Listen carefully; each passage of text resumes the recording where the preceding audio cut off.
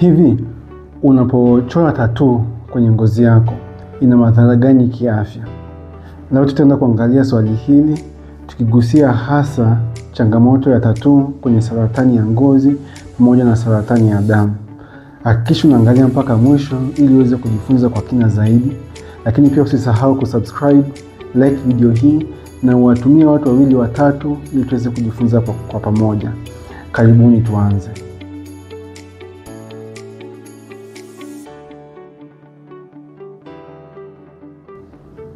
Ngozi imegawanywa katika sehemu kuu 3. Kuna sehemu ya kwanza ambayo tunaita epidermis, na sehemu hii ya kwanza mara nyingi ni sehemu ambayo inatengenezwa na either seli ambazo zinazeeka, lakini pia kwenye layer ya chini ya tabaka hili la ngozi kuna seli ambazo zinaitwa melanocytes, ambazo hizi hapa zinatusaidia kutengeneza chembe ya melanin ambayo ndio inatupa rangi ya ngozi, lakini pia inasaidia vitu vingi ikiwemo kutukinga na athari za miale ya jua. Tabaka la pili tofauti na epidermis, tabaka linalofuatia hili ni inaitwa dermis. Hasa tofauti na epidermis, dermis yenyewe ina mishipa ya damu na mishipa ya fahamu, na ndio tabaka ambalo ndio most active kwenye ngozi. Tofauti na epidermis ambayo yenyewe huwa inabadilishwa au inabadilika kila baada ya wiki 3 mpaka wiki 4. Sasa tuna ngozi ya nyoka. Nyoka hutoa ngozi yake na tunaweza tukaiona kabisa. Lakini pia tabaka letu la epidermis huwa lina tabia ya kunyofoka pia au ya hizo seli kuziachia, na zinaweza zikajiachia wakati tunaoga na vitu kama hivyo. Lakini sasa dermis yenyewe ipo, inakaa maisha yake yote, inadumu. Kwa hiyo mtu, kwa mfano, kama ukijichora kwenye ngozi na kalamu, wino wa kalamu unaishia tu kwenye tabaka la epidermis, unaishia kwenye layer ya epidermis tu, haishuki chini. Lakini mtu anapochora tattoo inaingia kwenye tabaka la pili la ngozi, ili tabaka la dermis ambalo lina, kama nilivyosema, liko linadumu, haliishi au halipungui ndani yake.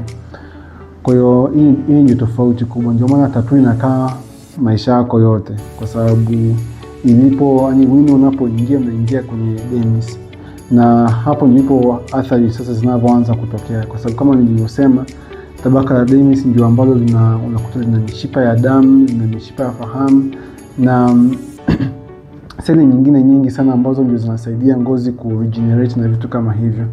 Kwa hiyo ndio maana unakuta wino wa tattoo unavyoingia kwenye tabaka hili la dermis, ni rahisi sana kuingia kwenye mishipa ya damu na kuendelea kuelekea kwenye sehemu zingine za mwili.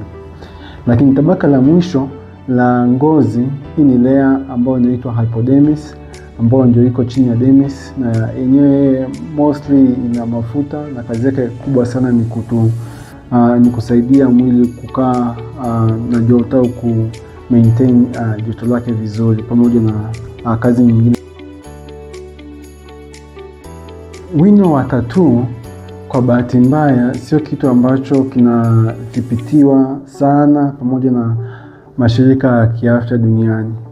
Kwa hiyo unakuta kuna baadhi ya watengenezaji hawazingatii usalama wa wino hizi hapa, na wanajumuisha madini chuma ambayo yanaweza kaa na athari katika miili yetu.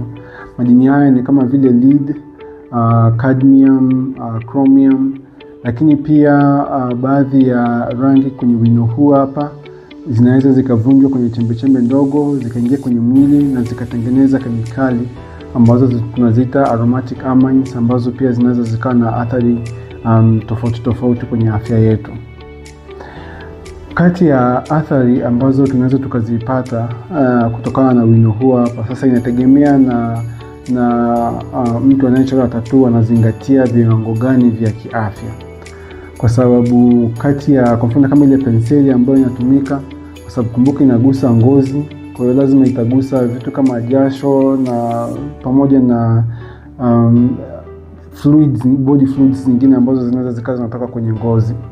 Kwa hiyo kuna virusi ambavyo vinaweza vikasambaa kwa njia hiyo. Kwa hiyo mtu wasipozingatia usafi wa vyombo vyao vya kuchora tattoo au wasipovibadilisha kutoka kwa mgonjwa mmoja kwenda kwa mgonjwa mwingine. Na virusi hivi ni pamoja na virusi vya hepatitis B, hepatitis C ambazo huwa ndio zinasababisha homa ya ini, lakini kwa nadra sana, ingawa pia inaweza ikatokea pia, ni usambazaji wa virusi vya ukimwi pia. Hii inaweza ikatokea kama ncha hizo ambazo zinatumika kwenye kuchora tattoo hazizingatiwi katika usafi ambao ni bora. Tofauti na maambukizi haya, mtu anaweza kupata pia maambukizi ya bakteria, lakini pia rangi ambazo zinatumika, hasa rangi nyekundu, rangi ya njano pamoja na rangi ya kijani. Hizi ni baadhi ya rangi ambazo zinaonyesha zinaweza zikasababisha mzio wa ngozi ama skin allergy. Kwa hiyo mtu ni kitu cha kuangalia pia. Lakini pia unapochora tattoo, kuna baadhi ya watu kwa bahati mbaya unakuta wanapata makovu ambayo tunaita keloid, lakini kuna watu wengine pia wanaweza kupata uvimbe ambao tunauita granuloma kutokana na reaction ya kuchora tattoo na kwenye ngozi. Mwaka 2025 kuna chapisho kubwa sana ambalo lilichapishwa na jarida mojawapo ambalo linachapisha tafiti za kiafya duniani. Na tafiti hii hapa ilifanyika Denmark, ambao waliangalia saratani ya ngozi pamoja na saratani ya damu aina ya lymphoma, na wakaangalia uhusiano wa hizi saratani mbili na watu ambao wamechora tattoo. Sasa utafiti wa kwanza ulikuwa ni kati ya watu karibia 300 ambao walikuwa tayari na saratani hizi hapa, na wakaangalia ni wangapi ambao walikuwa na wamechora tattoo na vitu kama hivyo. Utafiti wa pili ulikuwa ni kati ya watu 2300 ambao hawa ni watu ambao walichora tattoo, na wakafuatiliwa kuangalia ni wakina nani ambao watapata saratani ya ngozi. Na utafiti huu hapa ulionyesha ya kuwa kati ya wagonjwa ambao wana saratani ya ngozi wenye tattoo walikuwa na asilimia 62 zaidi ya kupata saratani hii kulinganishwa na watu ambao hawakuwa na tattoo. Lakini pia wakaonyesha kwamba hatari ya kupata saratani ya ngozi au saratani ya damu ilikuwa almost mara 2 mpaka mara 3 zaidi ya watu ambao hawana tattoo. Na wakaonyesha kwamba watu ambao walikuwa na tattoo, so ukiangalia kiganja chako, kwa kama tattoo yako ni kubwa zaidi ya kiganja chako, ndio wakaonyesha kwamba hatari ipo kwa hawa watu zaidi ya watu wengine. Sasa huu utafiti una maana gani? Kuna vitu ambavyo lazima tuviangalie. So jambo la kwanza ni lazima tukumbuke kwamba waliangalia ukubwa wa tattoo kuhusiana na saratani. Na kama nilivyosema, wakaangalia kwa mfano kama ukiangalia kiganja chako, kama tattoo ni kubwa zaidi ya kiganja chako, basi unajua kwamba huo uhusiano unaweza kukuhusu. Jambo la pili, kumbuka kwamba waliangalia uhusiano wa saratani pamoja na tattoo. Hawakuangalia kuchora tattoo kama kisababishi cha saratani. Hivi ni vitu vile ambavyo ni tofauti, kwa sababu kitu kinaweza kikawa kinahusiana na kitu fulani, lakini hakimaanishi kwamba ni kisababishi, kwa sababu lazima kuna mjumuiko wa vitu vingi, vitu vya mazingira, vitu vya vinasaba na vitu vingine vingi sana ambavyo vinaweza vikasababisha saratani itokee kwa hawa watu ambao walikuwa wamechora tattoo. Lakini ni kitu cha kuzingatia, kwa sababu kama ulivyoona uhusiano ni mkubwa. Kwa kitu ambacho lazima ujiulize mara 2 kama unataka kwenda kufanya tattoo. Kwa hiyo tattoo sio kisababishi pase, lakini kinahusiana na saratani.